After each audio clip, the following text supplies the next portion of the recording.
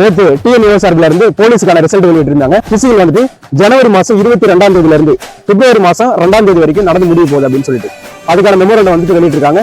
அது வந்துட்டு எந்தெந்த பிஆர்எஸ்ல நடக்க போதோ அந்த பிஆர்எஸ்க்கு வந்து அலாட் பண்ணிருக்காங்க. கிரவுண்ட் வந்துட்டு தயார் நிலையில வைக்கணும் அப்படின்னு சொல்லியிருக்காங்க.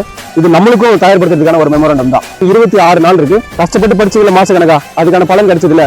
இப்ப அதே மாதிரி பிசிக்கல் பண்ணி எல்லாத்துலயும் 2 ஸ்டார் போடணும். அது மட்டும் தான் உங்களோட வேலை. வேலை கிடைக்கும் கிடைக்காது அதை பத்தி எல்லாம் எதுவும் யோசிக்காதீங்க.